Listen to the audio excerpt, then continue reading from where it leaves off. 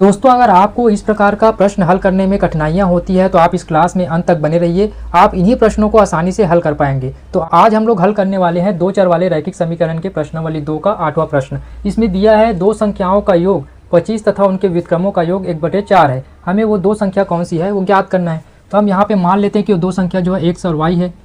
तो माना कि पहली संख्या बराबर है x और दूसरी संख्या बराबर है y। तो उन्होंने क्या बोला है कि दो संख्याओं का योग 25 है। तो प्रश्नानुसार एक संख्या x दूसरी संख्या y दोनों का योग कितना है 25 है। तो इसको मान लेते हैं समीकरण 1। फिर उन्होंने बोला है कि उनके व्युत्क्रमों का योग 1/4 है। तो x का व्युत्क्रम क्या होगा 1/x, y का व्युत्क्रम क्या होगा 1/y और दोनों का योग करने पर कितना आता है 1/4 आता है। तो इसको हल करते हैं। अगर हम लघुत्तम लेंगे तो लघुत्तम क्या आएगा x y आएगा। x y लघुत्तम आ गया तो y का गुना इधर करेंगे तो ये y हो जाएगा, प्लस x का गुना इसमें करेंगे तो x हो जाएगा, बराबर हो गया 1/4। अब मैं यहाँ पे देख रहा हूँ कि y प्लस x है, इसको क्या लिख सकता हूँ x प्लस y लिख सकता हूँ बटे x y बराबर 1/4।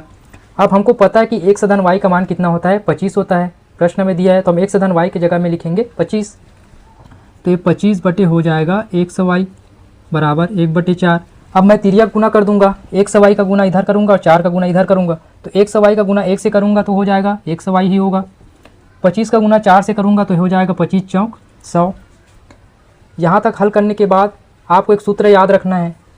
कौन सा सूत्र है, x माइनस वाई पूरे का वर्ग बराबर होता है x धन y पूरे का वर्ग माइनस 4xy। तो इस सूत्र को आप लोग हमेशा याद रखिएगा। x माइनस वाई पूरे का वर्ग बराबर होता है x धन y पूरे का वर्ग माइनस 4xy। तो हमारे पास x प्लस y का मान कितना है 25 है, x y का मान कितना है 100 है। ये सभी मान को यहाँ पे रख देते हैं।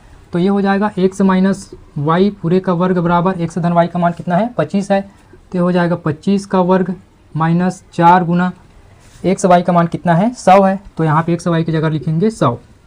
अब इसको हल कर देते हैं। 25 का वर्ग करेंगे यानी 25 को 2 बार गुना करेंगे तो आता है 625 माइनस 4 का 100 से गुना करेंगे तो आता है 400।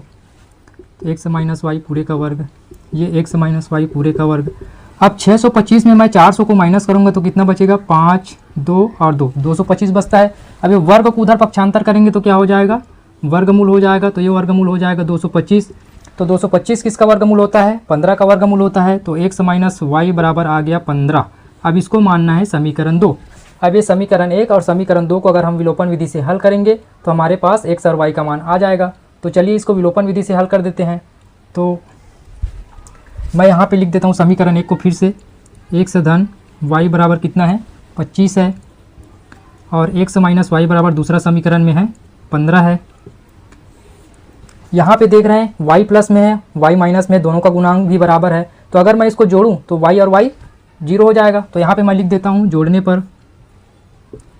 पर क्योंकि हमको एक पद को विलोपित करना है। जोड़ेंगे तो y में y को घटाएंगे तो 0 हो गया। x में x को जोड़ेंगे तो यह हो जाएगा 2x बराबर 15 में 25 को जोड़ेंगे तो हो जाएगा 5 5 10 और ये 4 40 हो गया। अब 2 को उधर पक्षांतर करेंगे तो x बराबर हो जाएगा 40/2। तो x बराबर कितना हो जाएगा 2 दूनी 4 और ये 0 20 आ गया x बराबर। अब इसको मैं थोड़ा मिटा देता हूँ, यहाँ पे जगह कम है इसलिए।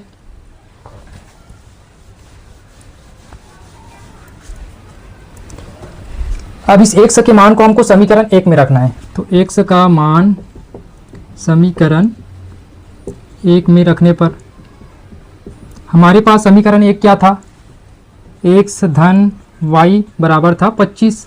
अब इसमें मैं x की जगह क्या रखूँगा 20 रखूँगा। तो हो जाएगा 20 धन y बराबर 25। 20 को उधर पक्षांतर कर दूंगा तो y बराबर हो गया 25। 20 इधर प्लस में तो उधर जाके माइनस में। तो y बराबर हो गया 25 में 20 को माइनस करने से 5।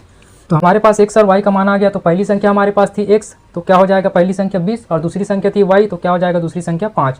तो यहाँ नीचे लिख देते हैं अतः पहली संख्या 20 और दूसरी संख्या 5 होगी। ये हमारा आंसर हो जाएगा।